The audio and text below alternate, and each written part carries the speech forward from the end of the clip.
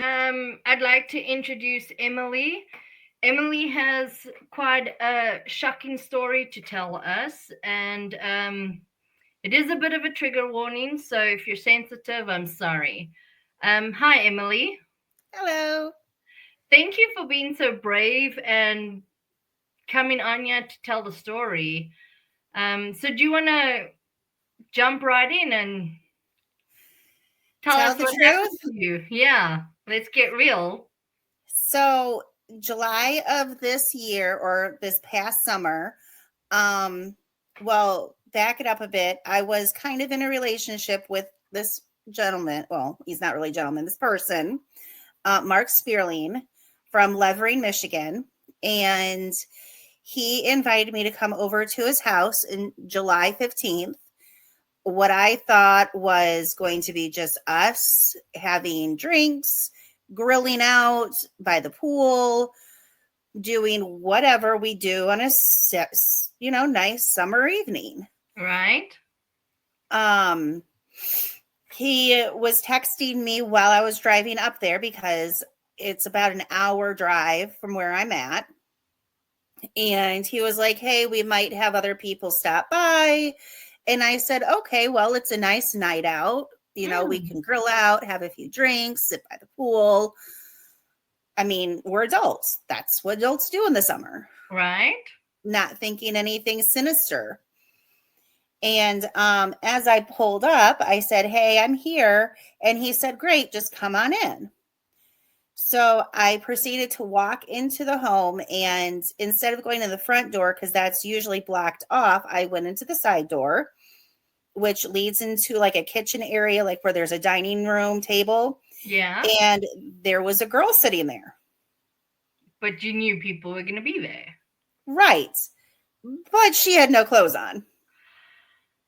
Oh my goodness. So And what did you think? I just was like, "Oh, what's going on?" Like, I didn't even know what to think, honestly. Like, I was like, what do I do? I You're much calmer than me. I probably would have lost it. Yeah, I was pretty shocked, to say the least. And I was just like, "Hi, I'm Emily. Nice to meet you." And she was like, "Oh, my name's Emily too." Oh wow. And I was like, okay." And he ran because he was on the other side of the table. He ran around and just started kissing on me and said, "Oh, we're going to have a fun night." Oh. And I was like, "Oh, okay." What does that mean? And I had steak in my car. So I was like, "Well, I only brought two steaks." So I was like, "What do I do?" So Yeah. I was like, "Well, the steak's in my car, but there's only two of them." And he was like, "Oh, let's not worry about that. We're all having drinks. We're going to get easy. And I invited another guy over, and maybe there's going to be some other people stopping by later on." So I was like, okay, sure, whatever. Still like staring at this girl across from me. And I'm like, How awkward. "Pull up your, you know, something." They're just hanging there. So so, uncomfortable. so I said, "Okay, I'm going to go to the living room." And he was like, "All right." And at that point, Tim had come in, and I turned Who's around. them? Um, I thought at the time, I've now learned otherwise, and I even told Tim this too. I thought he had known Tim and Tim had known him for a while, like they were friends. Yeah. That's kind of like what I thought, because he was like, "Oh, hey, what's up?" Yeah. And I turned, and because Tim was behind me, and I went, "Oh, hi." And then I went, I'm going to go to the living room. Okay. And Mark was like, "All right, I guess." And so I walked over to the living room and I sat down on the couch thinking, awkward. Yeah, I would have got out of there. Yeah. So, Kind and of like during uncomfortable situations. and during this time, I was drinking the drink, thinking, okay, like maybe this is just whatever. So, so he handed you a drink. He handed me a drink. Mark handed you a drink. Mark handed me a drink. Mm-hmm. And I was sitting down, and Tim was like, "Oh, you two are very beautiful girls." And I said, "Oh, wow, thank you," because I'm not used to hearing that. And I just said, "Thank you.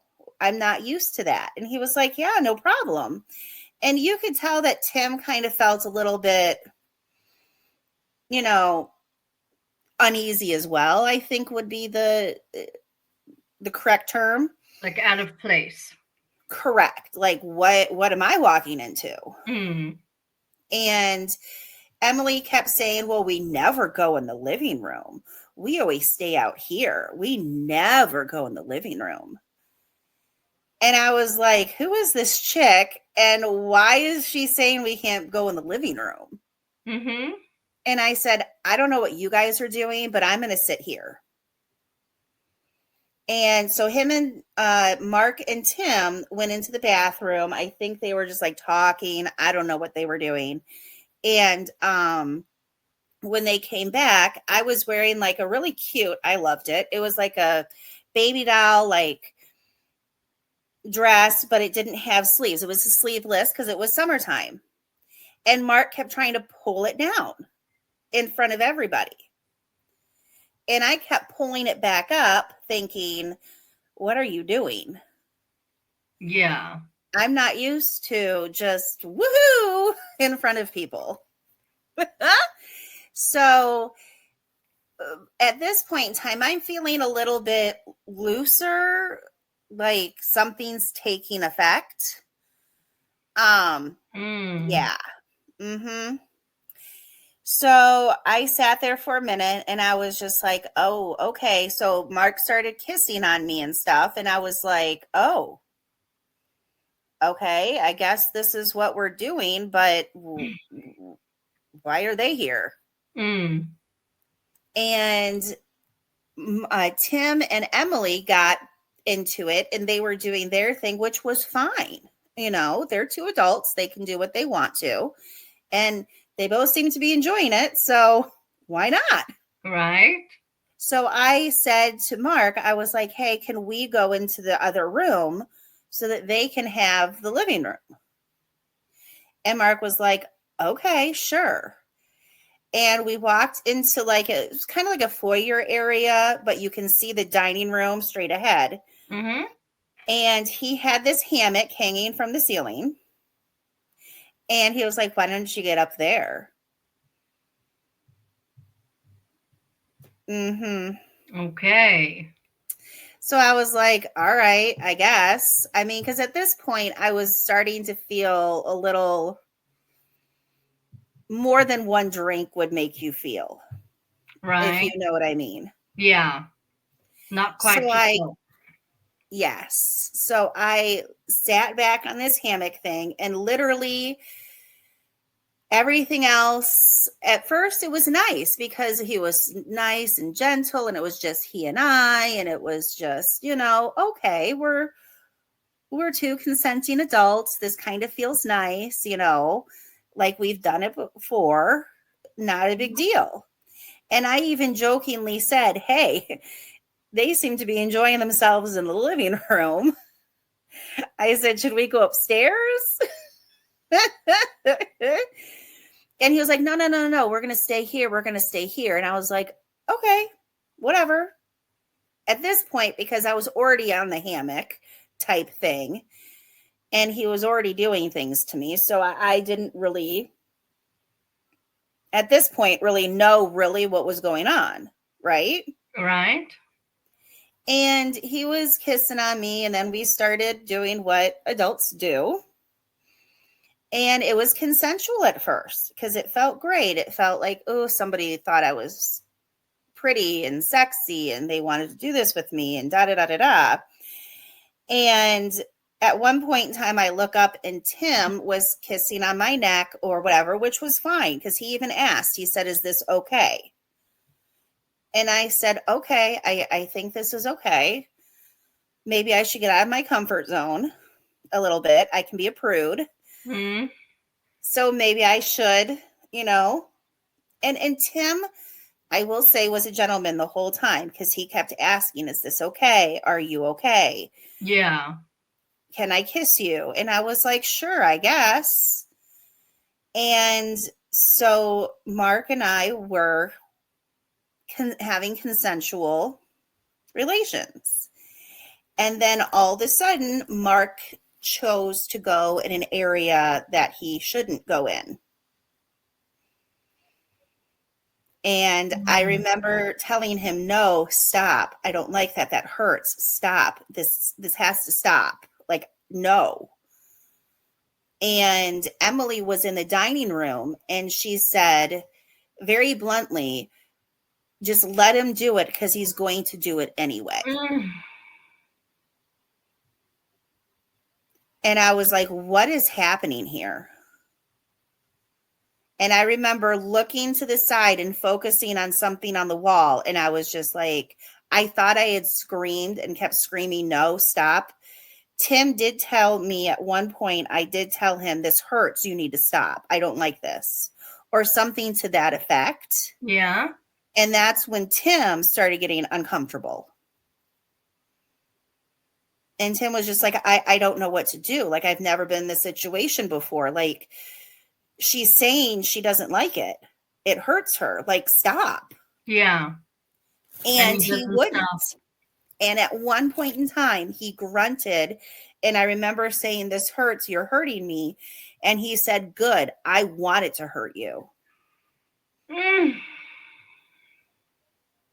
That's so terrible. And Emily was saying, "Yeah, just let him do it. He's going to do it anyway."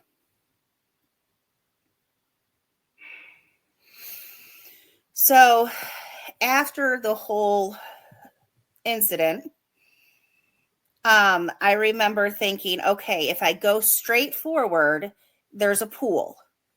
And if I go to the right, there's a bathroom. And Because Mark now was you're still foggy and everything from whatever was put in your drink. right. Mm-hmm. And I just remember thinking, okay, well, there's a bathroom and then there's the pool. And I just was like, I just want to get in that pool. And they were like talking about something, and I don't even know what it was because it was kind of like that wah, wah, wah, wah in Yeah. your ear. And I told that to the police as well. I said it, I didn't even know what they were saying at some point because it was kind of a womp, womp, womp. And I remember I looked at Tim and I said, "Hey, I want to go outside to the pool." And he said, yeah, let's go to the pool. Let's go to the pool. And we went to the pool, and I know Mark said, or Tim said later on, I looked at the pool and it looked like a swamp. And there was no way I was getting in there. And he was like, "You were a beeline to that pool." And all I just remember is I just wanted him off me. Yeah. I wanted everything off me. And I was in the pool and I was like, I got to get it off me. I don't care if I get sick with this pool. I want him off me, out of me, off me, everything. Like trying to And cleanse yourself. yes. And Tim was talking, and because I've talked to Tim about this too several times, I said, I was focused on you the whole time. Because the whole thing was, I was thinking, if I focus on Tim will eventually say, "We're going to go," or "I want to go," or something of that nature. And then maybe I can make my exit too. Hmm. And Tim did say something along the lines of, I have to go home and do laundry. He said he felt really uncomfortable at this point and didn't quite understand. Like, I guess he didn't quite register what had happened, but he knew he felt uncomfortable like I did. Yeah. And I was like, and we've talked about it since. And I told Tim, I said, I was trying to say with my eyes, don't leave me. Don't go, or I'm going with you. Yeah. And Mark had came back outside and said, I ordered pizza and you're going with me. And he pointed at me, and I was just like, well, I think Tim's going to leave. And yeah. And then Tim was like, yeah, I'm going to go. And I was like, okay, well, maybe I should go. And he was like, no, you're going to go with me. So we got in. When Tim left, we got into Mark's truck. And I remember sitting in the back seat, texting somebody saying, I'm in his car. I'm driving somewhere. I don't know where I'm going. I want out of this car. Mm. And my friend was like, get out now. Like, what's wrong? And I said, well, I don't think I can drive. What do I do? Yeah. And he was just like, where are you? I said, I don't know. And when we got home from getting the pizza, I remember we went into the kitchen area and I was trying to figure out a way to leave. And finally, he was calling more girls to come over. And I remember saying, okay, well, I'm going to go. I'm going to go. And they were like, no, you're going to stay. And I said, no, I'm going to go. Mm. And then Mark came over and started trying to kiss on my neck. And I said, dude, get away from me. Get off of me. I don't want you near me. I already told you to stop. Yeah. And he went over to this side and he started like kissing really hard. And I was like trying to get him off of me. And that's again when Emily said, let him do it because he's just going to do it anyway. And that's when he bit down as hard as he could on my shoulder. He bit you. Bit me. Like a dog. Like a freaking dog. Mm. And I remember I hit him as hard as I could. And I was like, that is not okay. Yeah. And I was like, I'm leaving. And he was like, why are you leaving? I said, because all of this, I have to go. I don't know where. I have to go. And he was just like, well, you can stay. And I said, and do what? And he was like, you know what? And I was like, no, I'm leaving now. Mm. And I took off, got in my car, because it really wasn't that far of a takeoff. It was like a few steps into the car. And I remember just sitting in my car, like thinking, what just happened? Can I drive? Am I safe to drive? Am I driving okay? Like, because I don't want to drive impaired, but I also don't want to be there. And so finally I just said to myself, you know what? I'm going to go. And if I get pulled over, I get pulled over. Mm-hmm. That's that. And I just need to have help. Right. I'm just going to take that chance because I don't know what the hell just happened. I just know it was not okay. Yeah. You just need to get out of there. And I went home. I remember taking like 3-4 showers. Mm-hmm. I remember getting into bed as naked as Jaybird and just laying there feeling like the grossest thing on this planet. Mm. And then the next day, because I worked at the time, I worked at a doctor's office. The doctor I worked for kept telling me, hey, there's something off. You're not your normal self. Like, what's going on? There's something not right with you. Yeah. And I just kept like trying to brush it off. And I finally grabbed one of the other doctors who was a female, and I pulled her aside and said, hey, can I talk to you in a room real quick? I just need to tell you something. Yeah.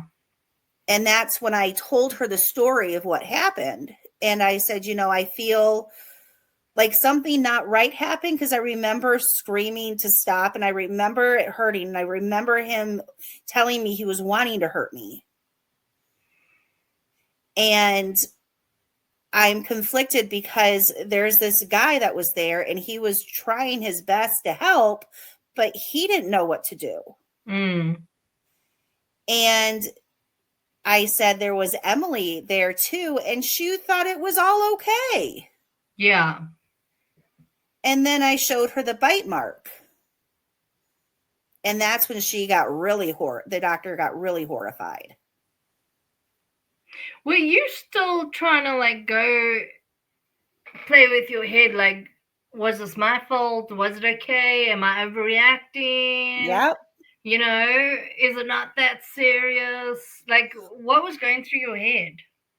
I didn't register. I can tell you now, that was not okay. And that's what the doctor told me. She that said was not okay. And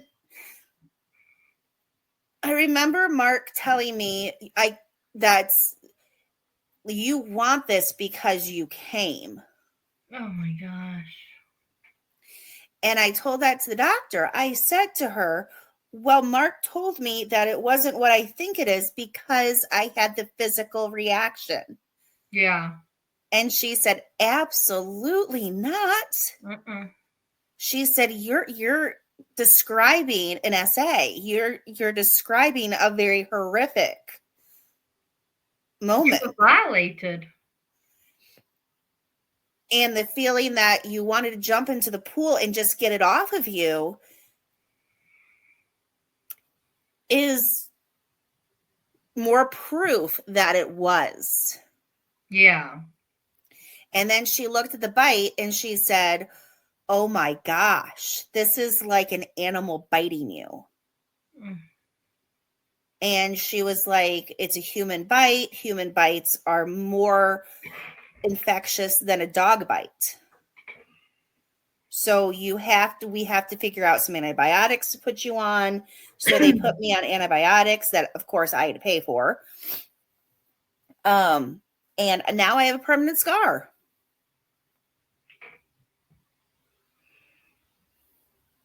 And I told Mark, I said, hey, dude, when you bit me, like, I have to be on antibiotics now. And he laughed and said, that's the first time for that. Oh my gosh. Didn't even care. Didn't even care.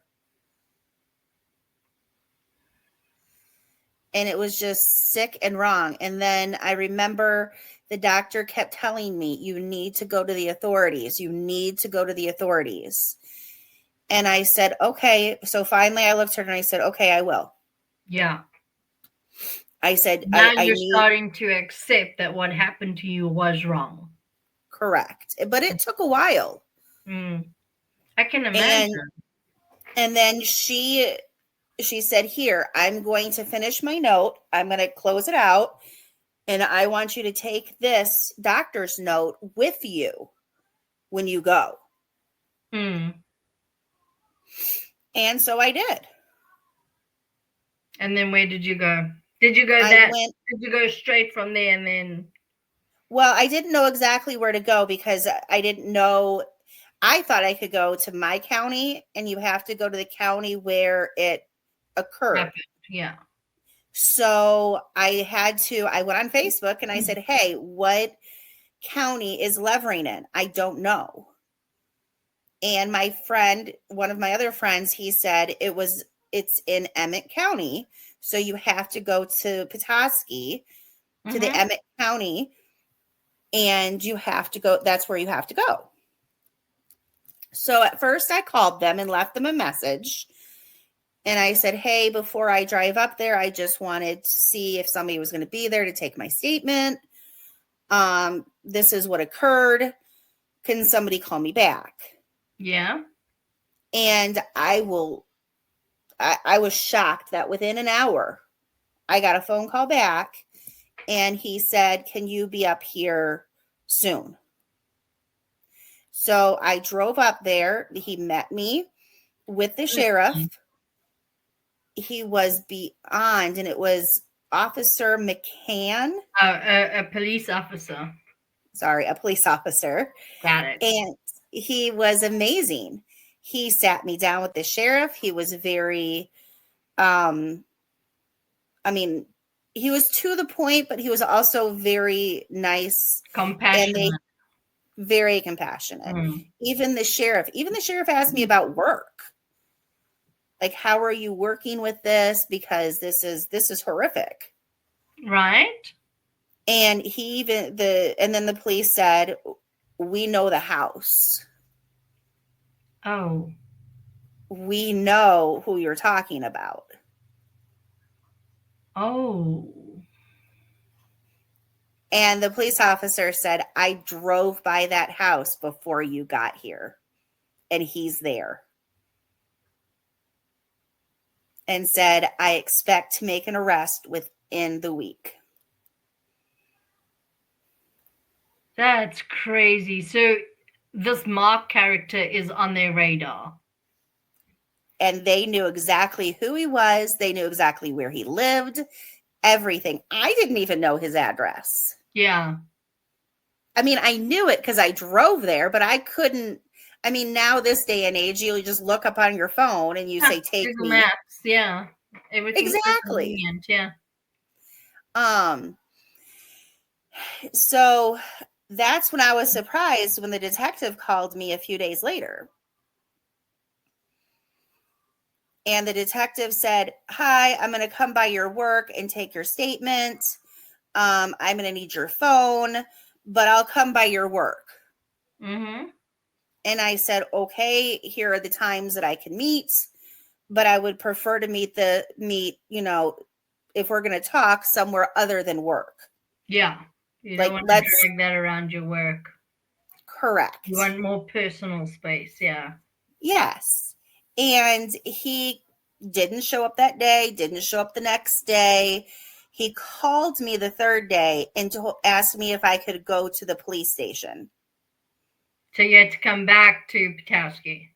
And, well, he was in Harbor Springs. I had to go to the Harbor Springs one, which I didn't know where it was. I had to use my phone again, as my GPS. And I didn't think anything was, sinister or anything bad. I thought, okay, I'll go in, give my statement, bring all my doctor's practical. Right. Bring my doctor's notes, bring my prescription, things that says here I was on these prescriptions. I have the bite mark, thinking everything was perfectly okay. I walk in, and the first thing he told me was I was making it all up. Without even talking to you, the first thing he says is you're making it up. Correct. Interesting start.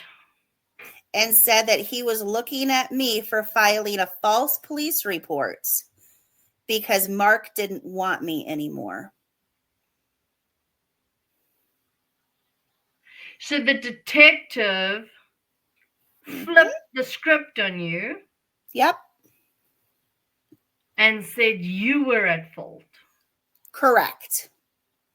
What happened? I sat back and I asked him, I said, am I under arrest? And I said, do I need somebody here? Like, do I need to consult with anybody? This doesn't sound okay. And he told me, well, you need to tell me your version of the story. And I proceeded to tell him, and I told him, I said, well, this isn't really my version. This is what happened. Yeah. And he sat back, and he didn't say anything at first. And he said, well, I've already talked to Mark. Wow.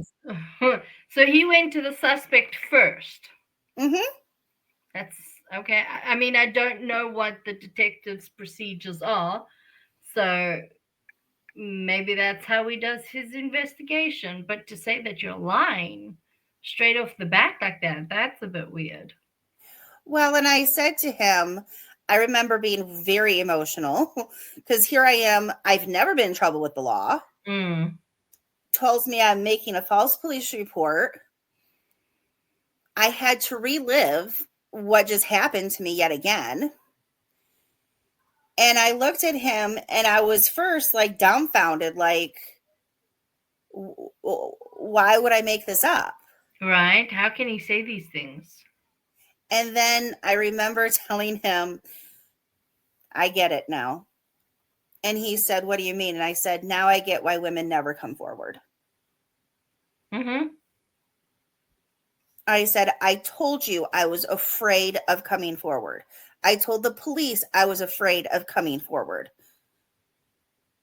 And now you told me that it's my fault and I'm making it up. And so I remember going, okay, well, if I'm making it up, can I make up the bite mark that's on my shoulder? I said, because I certainly didn't want him to bite me. Yeah.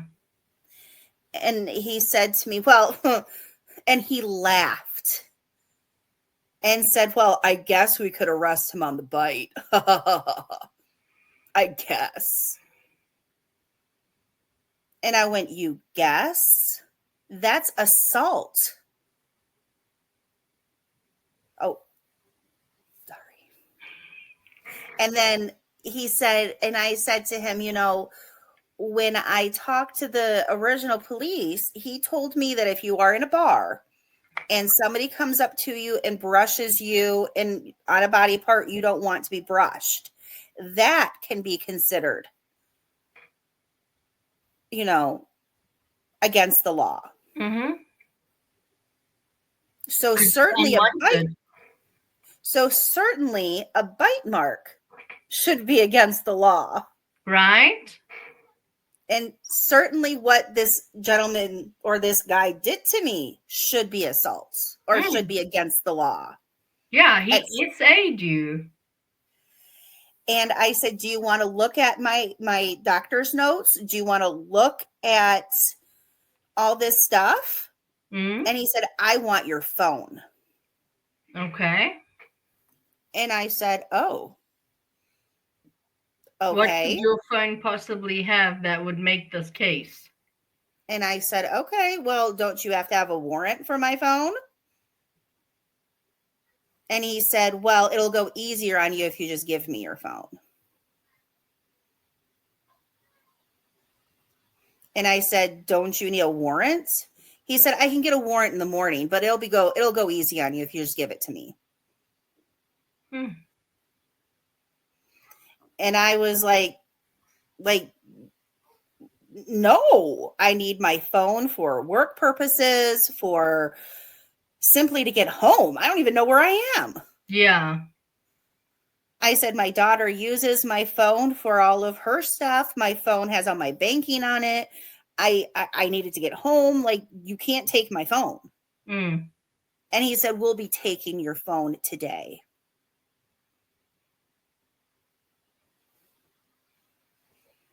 And he took my phone. So he intimidated you into handing your phone over. Correct.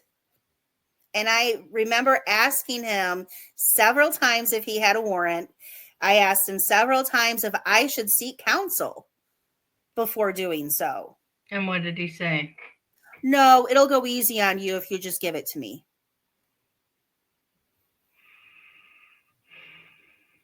And I said to him, well, then I would like to sign, papers for you to talk to my doctors. I want you to see the counselor, talk to the counselor that I'm going to go see. Like, I want you to build this case. Like, I'm getting counseling.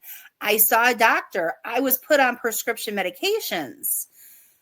Here, I'll sign all the releases you need. Mm. And I signed like 5 or 6 releases. You know what? He never once called my doctor. My counselor? According to him, there is no case. According Correct. to him, you made it all up. Even my counselor said, the police haven't called me for my notes. And I said, well, I filled out a release of information. And she said, oh, yeah, I see it right here. I see your release of information. And the detectives never called me. So now he's got your cell phone and all of that. He's doing his investigation. How long did it take him to give your cell phone back? I still don't have it.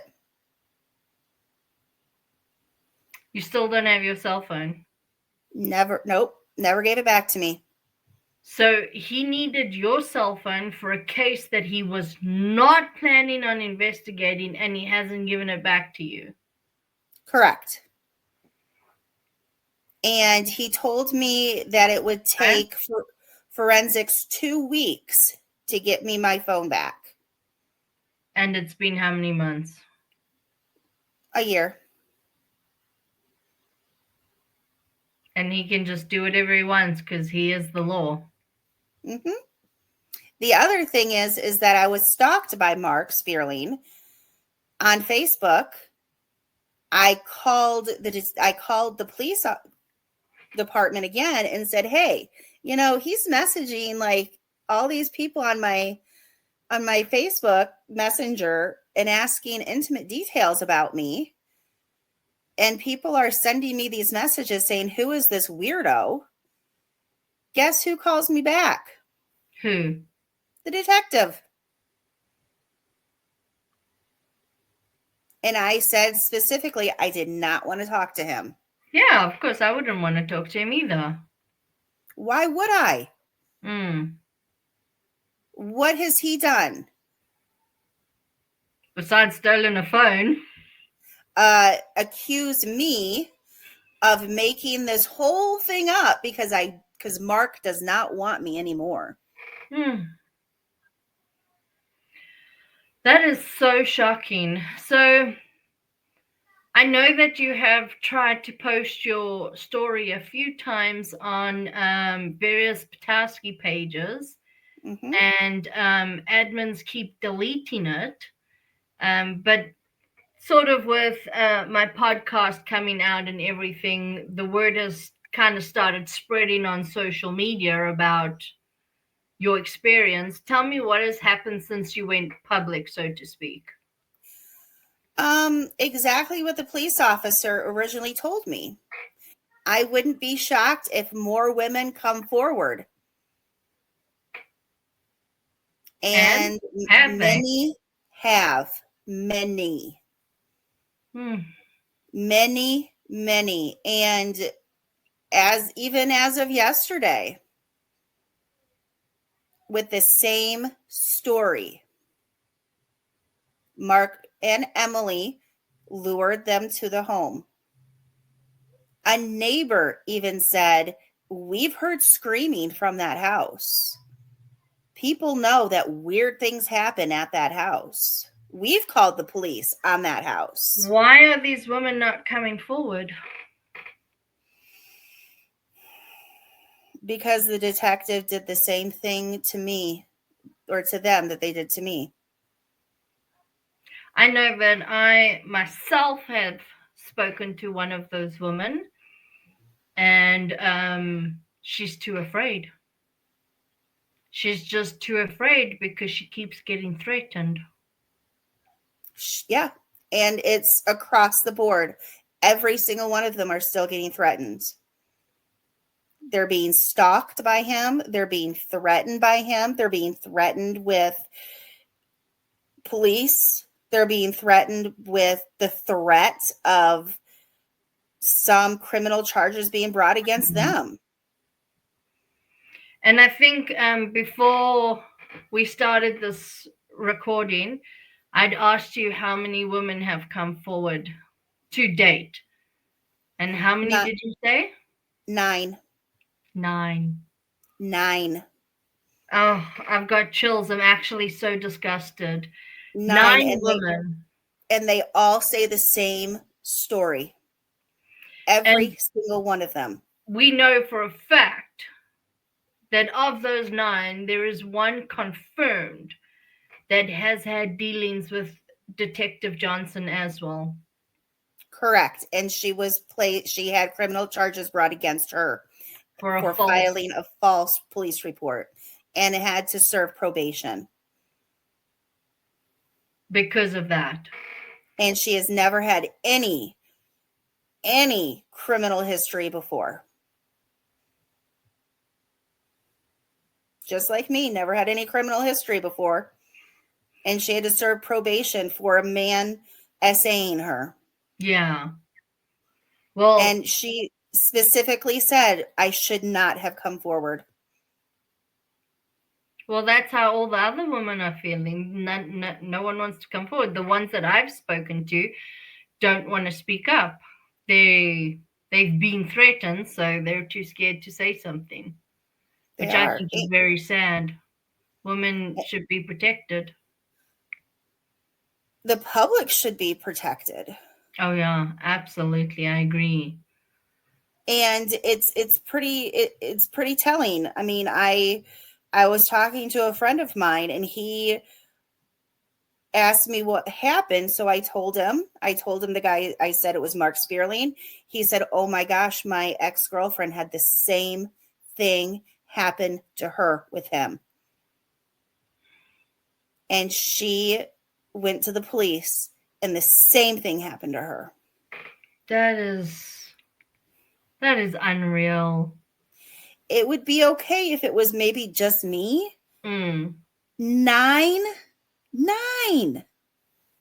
And one was put on probation. That will follow her the rest of her life. Yeah. Yeah. And she has this negative experience because she was essayed, and she won't ever come forward for anything again. Nope. And she even asked me why I was. She said, why do you even come forward? Why would you even do this? Why would you even try anymore? Yeah. And I said, because I have a daughter, and if that happened to her, I would tell her to scream it until somebody listened. Make a noise until you're heard. And it just is shocking that the police take a vow to serve and protect. And there's no protection. There's only blame, and there's, I guess we could arrest him for the bite. And he never was. Nope. And he continues to do it. He and Emily Forward continue to do it. And I don't know if maybe he's got something on her that she doesn't feel like she could come forward, or she could have a voice, or something she could stick up for herself. So she just goes along with what he does. Well, maybe she's in on it and she likes it. Yeah. You never know. Yeah, I mean, whatever floats her boat, but yeah. It still doesn't make it right. Yeah. But it's against the law. Well, I am so happy that you came forward. When you wrote in with your story, it shocked me. Like, it made me sick to my tummy. And then straight after you had wrote me, then another lady, and I'm like, what's going on here? And then as we've been, because how long have we been preparing? Just only a few weeks, really. Yeah, we've been preparing for this for 2 weeks, and in 2 weeks, so many people have written in regarding the story, but nothing gets done about it. Let's just see if you speaking up helps other women speak up and gives them a voice. I mean, it's all that we can really do at this point, isn't it? Right. Or at least warn them and say, hey, stay away from this guy. Right. If this person messages you, or he's on all the dating sites, every single, even like Grindr and all of them, he's on all of them. Yeah. And he uses Emily as bait. That's just sad. And all of them across the board have said, if it was just one or two people, yeah, it's still wrong. It's still disgusting. But countless, one after the other after other. I remember thinking, what is this? Right. How is this reality? Well, I truly, truly do hope that more women come forward about the story, and I hope that they feel empowered enough by your interview that you guys can join and maybe actually do something about this. But I just want to thank you so much for coming on and being so brave and sharing your story. And I don't want you to ever feel like you did anything wrong, because you didn't. It wasn't your fault. When you say stop, no matter how much permission you gave in the beginning, at that point when you said stop means no. You gotta stop. At anything from that point onwards is SA. And that's exactly what the police officer explained to me. He said, I don't care if you were texting and saying things. I don't care if you thought you're going to go have a romp in the woods. The minute you say stop, it becomes SA. Yeah.